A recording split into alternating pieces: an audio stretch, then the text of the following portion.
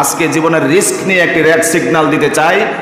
যদি আমি এই এলাকাতে কোনো বাড়ির ছাদে, কোনো বাড়িতে, অর্থাৎ এই মসজিদের আন্ডারে কোনো ঘরে যদি ফানুস উড়াতে আমি দেখি, আমি মনিটরিং করব ইনশাল্লাহ। ছাদে গিয়ে ওই রাত্রে যদি ফানুস উড়াতে দেখি, ফটকাবাজি করতে দেখি, আতশবাজি করতে টের পাই দেখি, অথবা কোনো মাস্তি করতে দেখি, কনসার্ট গানের আওয়াজ যদি আমার কানে আসে, আমি বলে দিচ্ছি গার্ডিয়ানদেরকে, বিশেষ করে বাড়িওয়ালাদেরকে বিশেষ করে, আপনি নিজে মারা যান অথবা কোনো ভাড়াটিয়া মারা যাক, হয়তোবা সেদিন জানাজার জন্য আমাকে পাবেন না।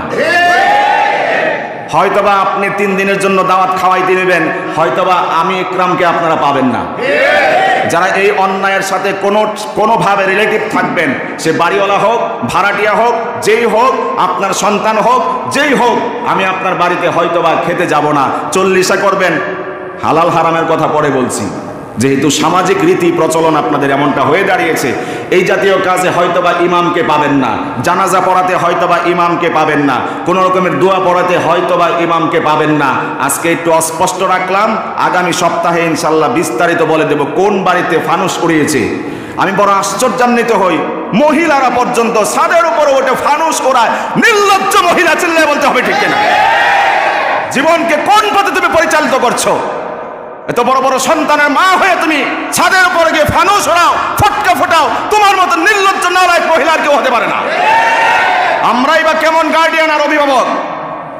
নিজের স্ত্রীকে কন্ট্রোল করতে পারবো না, সন্তান সন্ততিকে কন্ট্রোল করতে পারবো না। রেড সিগন্যাল শোনালাম, ওই বাড়িতে কেউ মারা গেলে আমি ইনশাল্লাহ জানাজা পড়াতে যাবো না।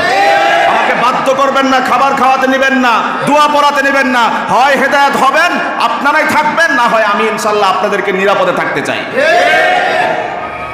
আপনার বাড়িতে কেউ মারা গেলে আপনি বাড়িওয়ালা হলেও আপনি তাকে আশ্রয় প্রশ্রয় দিলেন কেন? আপনার বাড়ির ছাদের উপরে ফানুস উড়ে কেন? আপনার বাড়ির উপরে আতশবাজি হয় কেন? ফটকাবাজি হয় কেন? কনসার্ট হয় কেন? যিনি অনুমোদন দিয়েছেন, আশ্রয় প্রশ্রয় দিয়েছেন, হয়তোবা এই ইমাম আপনার জানাজা পড়তে যাবেন। রাজি আছেন ইনশাআল্লাহ? এজন্য সবাইকে সোচ্চার হতে হবে। এই মসজিদ সংলগ্ন যেই কতগুলো ঘর আছে, কোনো ঘর থেকে, বাড়ি থেকে ফানুস দেখতে চাই না, আতশবাজি দেখতে চাই না, কনসার্ট দেখতে চাই না, স্রোতে ভাষা অশ্লীল নৃত্য দেখতে চাই না। কথা বলতে হবে ঠিক কিনা? যুবক, 31st নাইট তোমার উদযাপনের বিষয় নয়। 31st নাইট উদযাপন তোমার আমার সংস্কৃতি না, কালচার না। চিল্লায় বলতে হবে ঠিক কিনা? তোমার বাবা মুসলমান, মা মুসলমান, অতএব ইহুদি খ্রিস্টানদের কালচার তোমার দ্বারা লালন করা শোভা পায় না। চিল্লায় বলতে হবে ঠিক কিনা?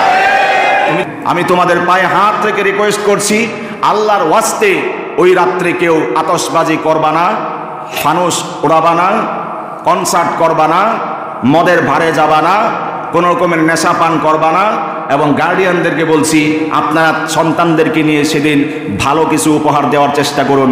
যদি উদযাপন করতেই হয়, শরিয়ার কোনো মূলনীতি আমি বলছি না, যদি ওই দিন উদযাপন করতেই হয়, রাত্রে 12টা বাজার 1-2 মিনিট আগের থেকে বা আরো আগের থেকে দুরুদ পড়া শুরু করো, জিকির করা শুরু করো, কোরআন তেলাওয়াত শুরু করো, তাহাজ্জুদ পড়া শুরু করো। তাহলে একটা বৎসর তোমার ভালো কাজ দিয়ে অতিবাহিত হবে, আর একটা বৎসর ভালো কাজ দিয়ে তোমার উদযাপন হবে।